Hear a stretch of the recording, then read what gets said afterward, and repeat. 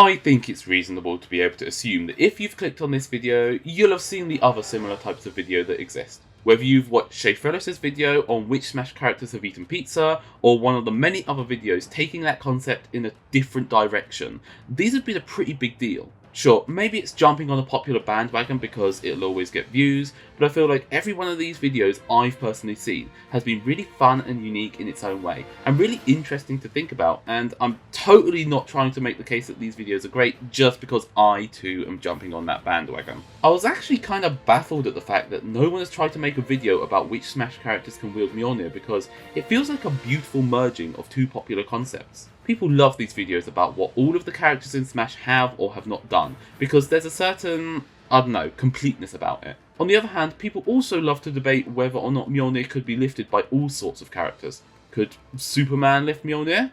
Could Goku? Could Ben 10? Could Aang? And so on and so forth. And I've certainly seen discussion about it in relation to the Smash characters, but not in a video format like the one that we've seen pop up a lot this year. So yeah, I'm going to try and slip myself into this niche before anyone else can. Obviously, I'm a massive Nintendo nerd, and that's my greatest love in this world. But my second biggest love is, well, okay, it's food. But after that, it would be Marvel. After all, I only have 2 videos on my entire channel that aren't related to Nintendo. One being about maths, which is literally my job, and the other being about Marvel. When I say I'm a massive Marvel fan, I do mainly mean the MCU, as I haven't really read any comics at all, but I do have an interest in them, and I know a fair bit about many comic characters. So I'm not really qualified to be talking about this topic, but that isn't going to stop me. So here it is. The mission statement for today is going to be to work out which characters in Super Smash Bros. Would be able to lift Thor's hammer, Mjolnir. Mjolnir has an enchantment placed upon it, which only allows the user to wield the hammer if they are deemed worthy.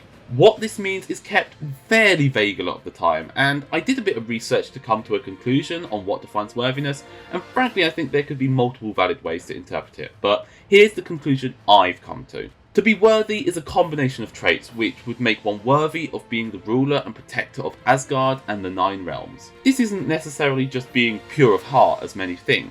If that were the case, many good people would be able to wield it, but Mjolnir holds within it amazing power. Power that could be devastating if in the wrong hands. And the wrong hands doesn't just mean a bad person. This can also mean someone who is good, but would be reckless with the power, and this can especially go for someone who's not got much experience in combat. Mjolnir can only be wielded by someone who understands this responsibility, and will exercise restraint when using it. It also isn't a requirement that the person should never kill, but they should also not want to kill if at all possible. They should be compassionate and fair, but willing to fight for what is good and right. And another element that I was surprised about when I heard about it is the idea that someone who is worthy should act without thinking.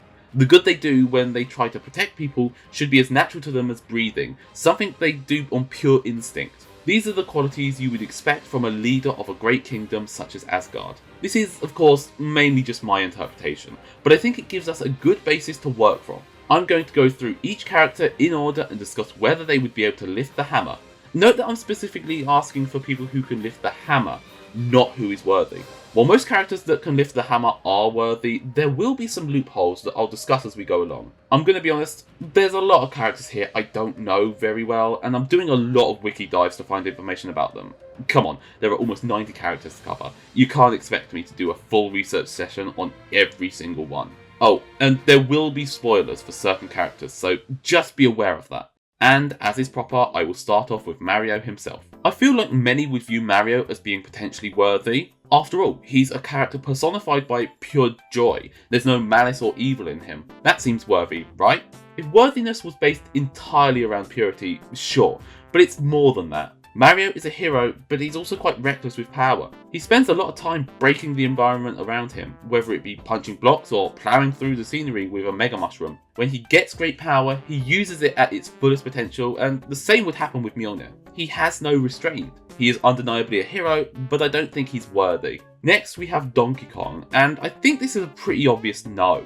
His main motivations in his games are incredibly impulsive. He wants to get his bananas back, he wants to get a mini Mario toy, and then there's just whatever he wants from Pauline in the original arcade game.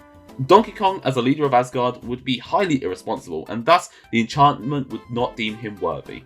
Link is up next, and I feel like a silent protagonist like this is hard to judge. We don't really get enough of his character to say for certain, and I actually go back and forth on this, but I think overall he would probably be worthy. I'm looking specifically at the hero of the wild here, but frankly I feel like any Link would fall under this considering they all have the spirit of the hero. Link is as heroic as they come, always fighting for what is good without question, and for no reason other than it's the right thing to do. I think what seals it for me is the Master Sword.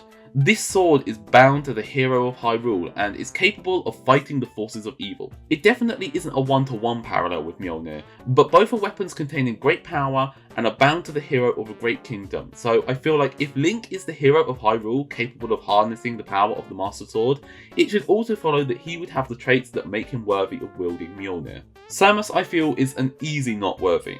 She's a bounty hunter. Sure, she is a hero in all the games we play, and she is hired by the Galactic Federation to fight off the space pirates and other intergalactic threats, but a hero for hire is still for hire, and that motivation muddies the waters too much. Looking a bit more into her, while her personality isn't always explored a massive amount, she does believe strongly in trying to stop evil threats, but her general lone wolf nature makes her feel like a poor fit for worthiness anyway. I feel like I shouldn't have to spend too long talking about Dark Samus because she is a villain, but seeing as she is cold, merciless and single-mindedly focused on getting face on, there's no way she would be worthy of lifting Mjolnir. Yoshi is an easy one. He kinda just eats whatever he wants, whenever he wants, and that includes enemies. Can you imagine if Thor just one day decided to munch on Thanos? He would immediately stop being worthy, so I don't see any argument for Yoshi being worthy. Kirby is very similar to Mario, seeing as he is a generally very joyful character, but without much else that indicates he would be worthy. However, this is where we start looking into loopholes. Kirby is pretty busted. It's a running internet joke that Kirby is basically a cosmic horror in a cute body, and he is insanely powerful. Doing some research, there is some debate about whether or not Kirby is the same species as Void Termina, a primal cosmic being of chaos. But even if Kirby isn't, he is certainly powerful enough to stop Void Termina. Kirby's level of power is so great that I think this is what would end up making Kirby being able to wield the hammer. Odin can set an enchantment, but if a character is more powerful than Odin, then the enchantment won't work on them. And Kirby, being as busted as he is, would probably be able to just ignore it. So Kirby may not be worthy, but I think he could actually lift Mjolnir. Fox was a tricky one for me. I didn't really think much of him and figured he'd be an immediate no, but he actually seems to fit the bill quite well. He's described as being pure-hearted and a very loyal and responsible leader. He's also apparently been compared to Luke Skywalker in the Star Fox Assault Nintendo Player's Guide, and while I think Luke could be a much more interesting debate than people might think, the general persona of Luke Skywalker, which will be what Fox is being compared to here, it certainly seems to be the type that would be worthy of Mjolnir. So I'm going to say Fox is actually worthy, which I wasn't expecting. Pikachu is pretty tricky given it is a Pokemon, and this is where I run into a sort of issue.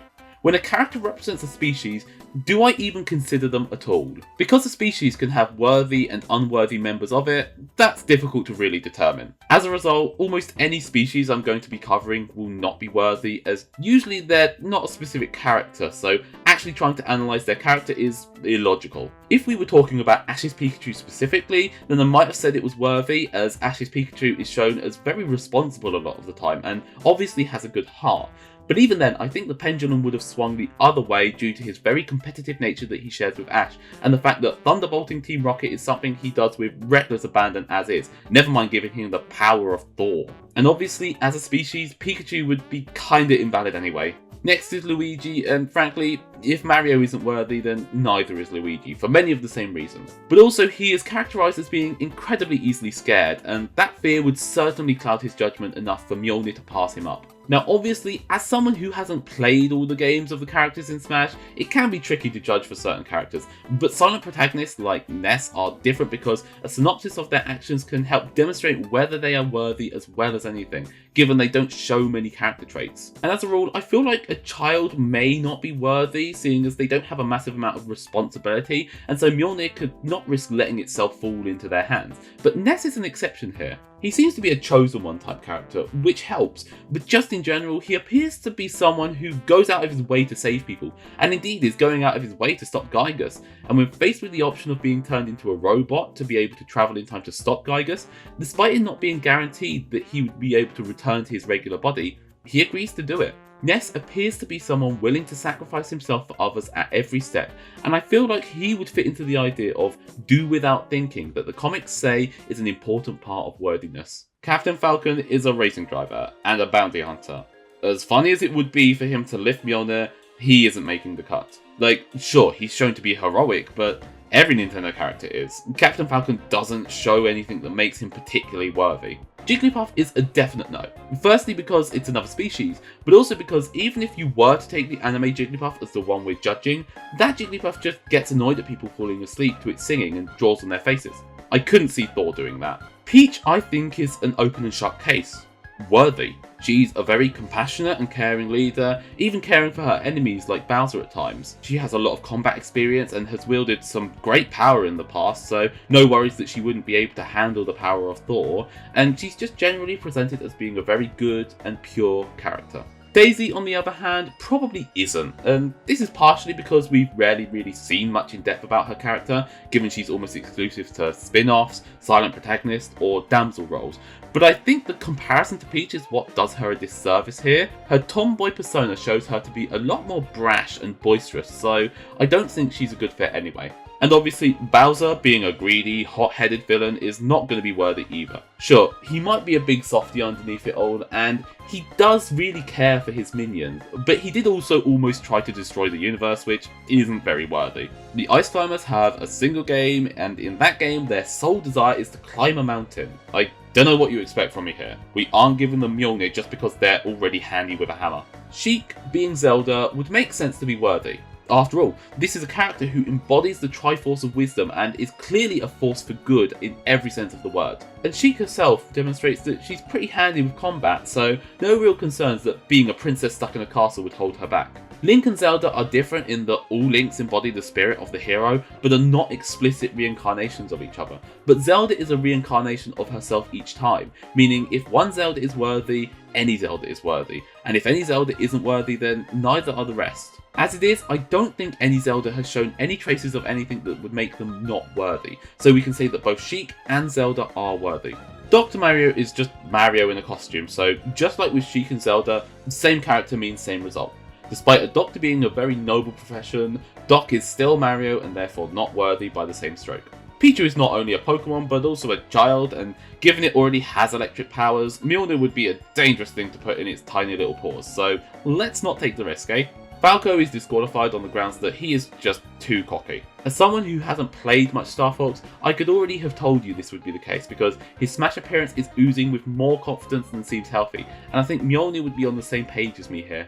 Even before I looked into Marth, I knew he would be worthy, and actually, reading up about this character, it becomes clear that he may be one of the most worthy characters on the roster. He's thoughtful and kind to his people, and is given the nickname the Hero King, which already does him wonders here. He has a great sense of duty and seems to put pretty much everyone else before himself. This is the kind of leader Asgard would need, and thus the kind of character that could wield Mjolnir.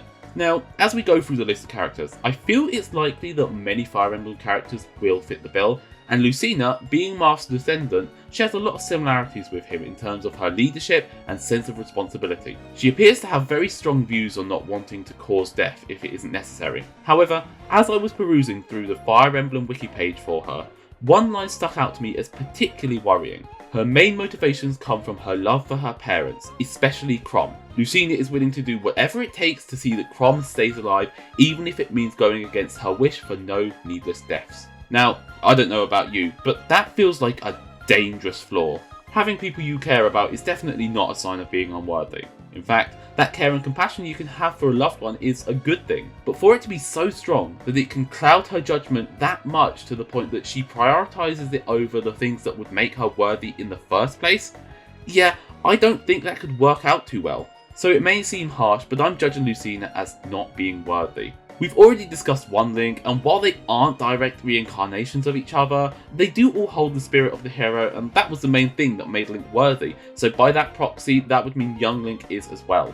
Ganondorf, meanwhile, is absolutely not worthy. Not only is he a villain, a red flag already, but he's already bestowed with the Triforce of Power and abuses that to heck, so there's no way Mjolnir is opening itself up to whatever carnage Ganondorf would cause if he were to be handed the power of Thor. Mewtwo is more complicated than I expected. Firstly, whether or not it's a species or a single entity is really quite unclear. I think in the anime it's confirmed that there are multiple Mewtwo, and maybe in the games as well, but either way it wouldn't matter because Mewtwo is not especially good, heroic, selfless or pure, so it's immediately out. I was also debating whether psychic abilities would potentially be a loophole Mewtwo could use to get around having to be worthy, and it isn't something that anyone seems certain on, but the consensus I saw was that telekinesis is still under the influence of the enchantment. And frankly, I don't know if I would have counted that as lifting the hammer anyway, so I would say Mewtwo certainly cannot lift the hammer. Yay, more Fire Emblem characters! Reading Roy's wiki felt very much like reading Marth's again in many ways, but some highlights that convinced me that yes, he is worthy are that he doesn't feel like sacrificing people for victory is worth it, and he also refuses to sit on the sidelines while a battle is going on. He will fight alongside his people and treats them all with dignity and respect. Certainly worthy.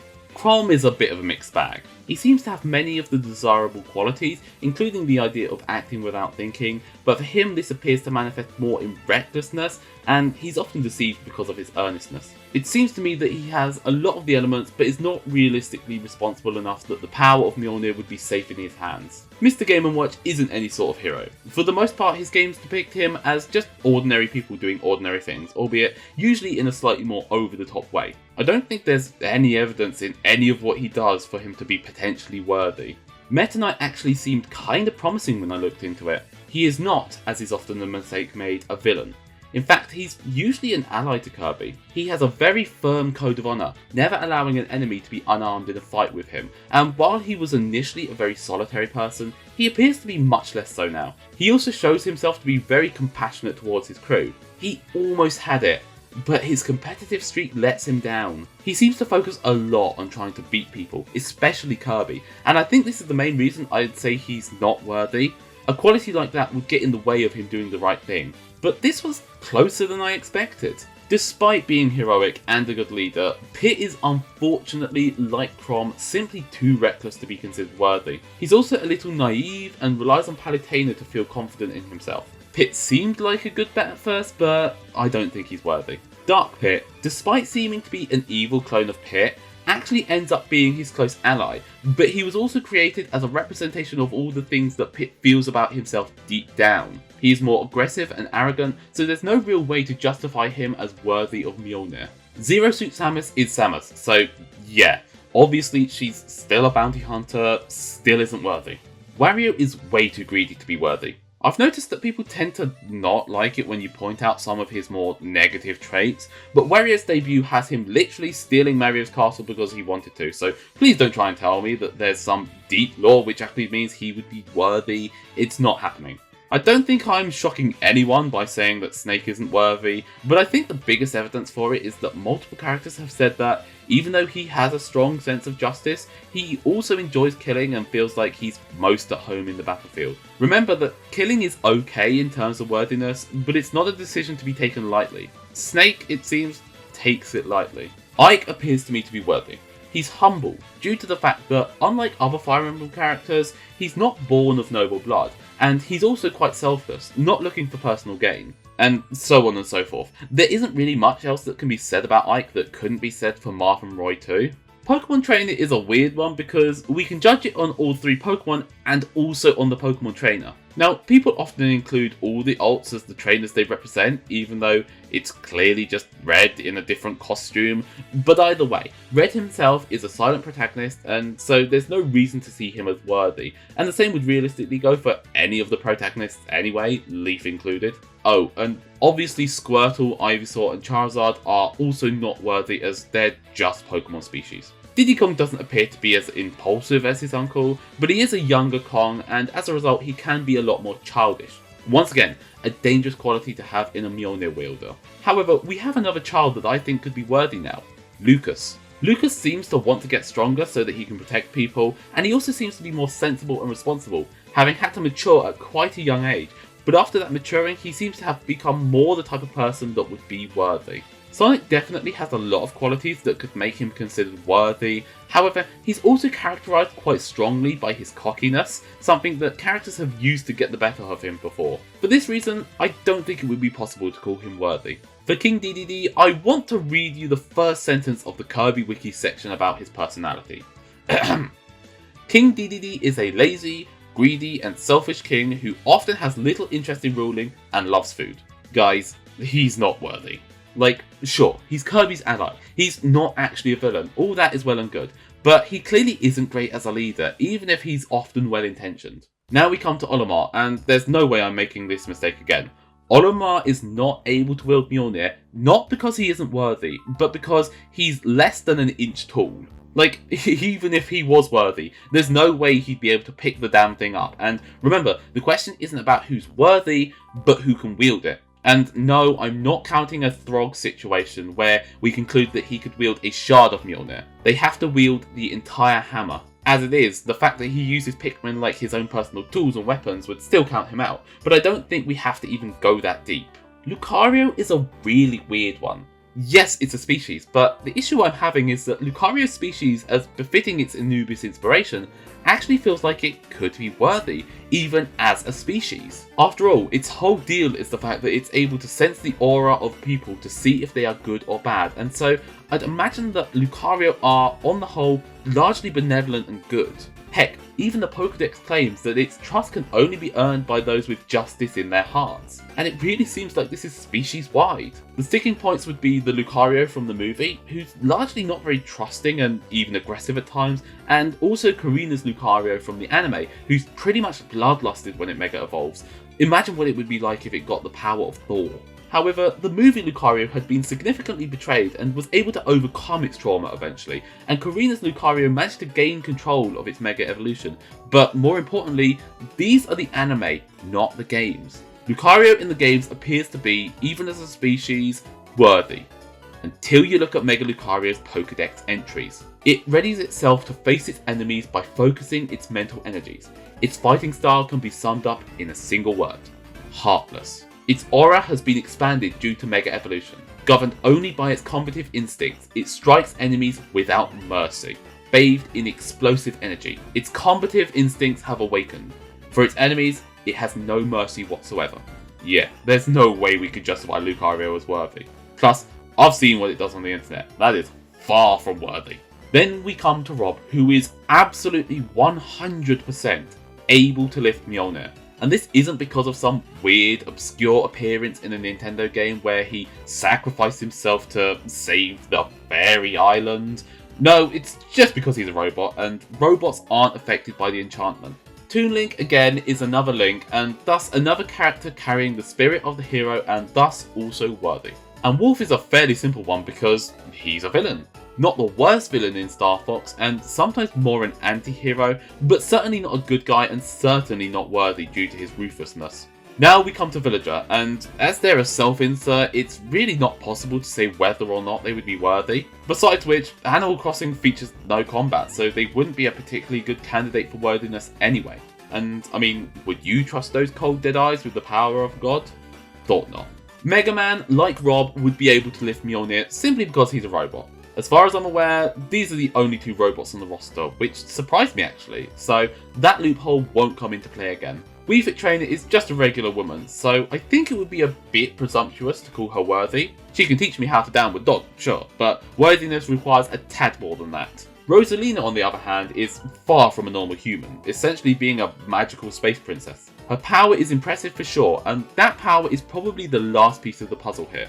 Anyone who knows anything about Rosalina already knows that she is a kind, wise woman, taking a motherly role at a very young age. She's nothing if not worthy from what I can see, and knowing that she already holds within her a great deal of power means that she's certainly someone who could handle the power of Mjolnir and use it in a responsible way. Little Mac has a lot of positive qualities in what little development he's had across his few games, such as being tenacious and determined, but nothing that really stands out as being in the worthy category, so we'll just have to chalk it up to him not being worthy. Greninja as a Pokemon species is obviously not worthy, and even taking the anime version into account, he wouldn't be worthy still due to, again, that competitive streak that could cloud judgment. Also, not sure how being a dark type might affect it, seeing as it's essentially a stand-in for the evil type. The Mii fighters obviously can only be as worthy as the people they are acting as self-inserts for, so as a general rule, I'll put them in the no category. Palutena is a fairly easy yes. As a goddess, it's possible that she would be powerful enough to ignore or break the enchantment anyway, but as it is, she wouldn't need to. She is kind and selfless, caring greatly for her people and the human race, and doing whatever she can to protect them. Again, you can imagine her as a worthy leader of Asgard, easily. Doesn't really seem like there's much to go on for Pac-Man, and the character originated as a circle with a segment taken out, and character development on that kind of character is difficult, unless you've played Journey of the Broken Circle, but otherwise I think Pac-Man's unworthiness can be put down to a similar thing as Yoshi.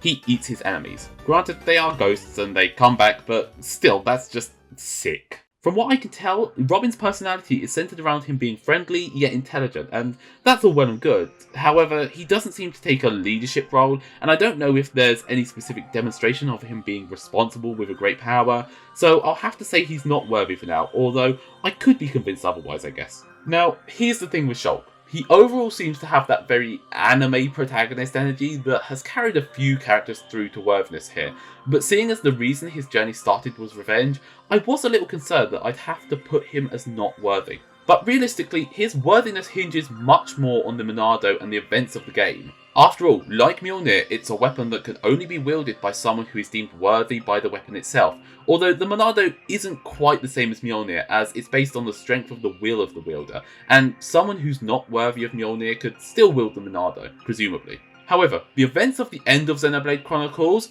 and this is where we get into spoilers, so please skip ahead if you don't want to see them, are the real clincher here. Shulk is essentially given the chance to gain the power of a god, but decides not to actually become a god and instead create a better world using the power. I feel like that has to make him worthy. It's also possible that the true Monado is more powerful than Odin himself, in which case it wouldn't matter anyway, as Shulk could just remove the enchantment, but I believe he gave that power up at the end of the game. Either way though, Shulk appears to be worthy. Take your pick of reasons why Bowser Jr. isn't worthy. Because he's a villain? Because he's a literal child?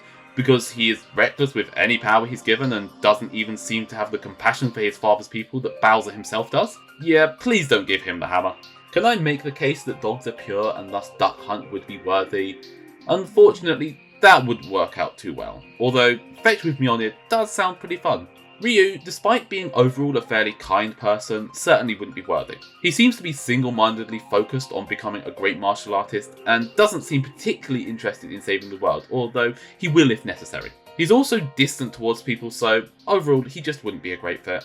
Ken, meanwhile, is the opposite of Ryu in many ways, but a lot of those are things that make him unworthy. For example, he's got quite a big ego, and an ego is not something a worthy person should have, as humility is a desired trait. Cloud, from what I can tell, is not worthy. While certainly someone who wants to be a hero, he seems to have a lot more inner turmoil than you'd expect, and presents himself as arrogant and, at times, a cold-hearted mercenary. Even though this might not be a true reflection of himself, I do feel that this conflict within him makes him too volatile to be a candidate for worthiness. Corrin appears to have a very naive personality due to their sheltered upbringing, and is trusting to a dangerous degree, and I think realistically this is what makes them unworthy. I also feel that the very strong attachment to family, to the point of acting with great fury if they are harmed, is a big no-no in terms of worthiness. In fact, I can't see much that would make Corrin worthy. Heck, I feel like most wouldn't have said they are worthy of being in Smash, so... Bayonetta?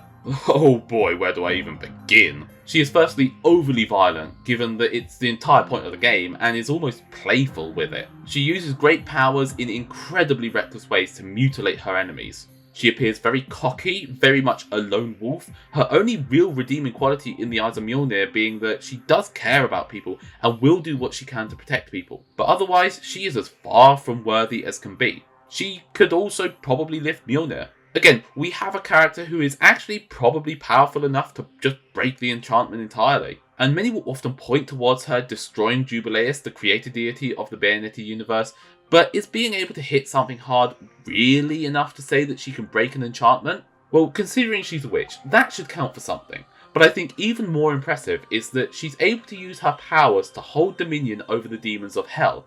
And what makes this even more impressive is that when fighting Jubileus, she summons Queen Sheba, the literal ruler of Inferno, and a being which is either on par with Jubileus or at least in the same ballpark. Bayonetta is able to take control of beings of unspeakable power, and Sheba actually manages to punch Jubileus' soul out of her body. She basically punched God's soul out of its body, and you think that Odin's enchantment is going to stop her? Inklings, once again, are a species, and kind of a self-insert, so even if they weren't basically just kids playing paintball, it wouldn't seem wise to give them Mjolnir, although I doubt Big Electric Hammer is really their jam anyway. Ridley, well, I mean, do you think you can look past his homicidal and cruel nature? Because, I don't know, it's a tough sell for me. I wasn't able to find a massive amount on Simon, other than him being maybe a bit brash and overall not particularly knowledgeable about magic, both things that could count against him. It's not a lot, but it doesn't seem there's a massive amount else to go on, so I'm not claiming him worthy. Richter, on the other hand, seems much more of a candidate, being strong-willed and caring about justice, but he also appears to be hot-headed and loves the thrill of battle so much that when Dracula is finally defeated by him, he resurrects the vampire for the sole purpose of getting to fight him again. Now, apparently he was possessed at the time, but it seems the possession merely tuned into feelings he already felt, and such a fundamentally flawed emotion would surely make him unworthy. I feel like at a certain point I'm just gonna run out of things to say about the villains here because, yeah, of course King K. Rool isn't worthy. What the heck else were you expecting? Isabelle, like Villager, is not worthy, and like other characters, she has a lot of the leadership skills, the kindness, the responsibility that would make it work. The only issue is that she just isn't a fighter, so I couldn't see her as being worthy. Incineroar, again, is a Pokemon, and thus a species, and thus not worthy. Also, it's a Dark type again, and the heal fighter basis for the Pokemon just doesn't line up with the kind of thing you'd hope for in a worthy character. Plant is another easy one. As well as being a species, piranha plants are literally an enemy species, so that would shed any doubt. Joker, as a silent protagonist, is hard to pin down, but one thing that does appear to be true about him is that he has a very rebellious nature, and I don't think that that meshes well with our definition of worthiness. After all, he doesn't like authority, but being able to be Asgard's leader, Asgard's authority, is pretty crucial to worthiness in my opinion, so I don't know how that would work out. Hero is also a silent protagonist, and doesn't appear to have much in the way of personality at all, but I think the title of Erdrick that is bestowed upon the luminary and the protagonist of 3 would make me lean towards worthy, mostly because it's meant to signify a true hero, and this would kinda line up with being worthy in my opinion. Banjo I don't think is worthy, mostly because he just doesn't seem to be that smart, and he isn't always particularly brave. Plus, I mean, he doesn't really show any of the traits I discussed in the beginning. And Kazooie isn't worthy. She seems to be a bit, mean-spirited for that. Terry doesn't seem to have much about him other than being a nice, friendly guy and not liking bad people, which, I mean, both of those things could apply to the vast majority of the cast of Smash, honestly.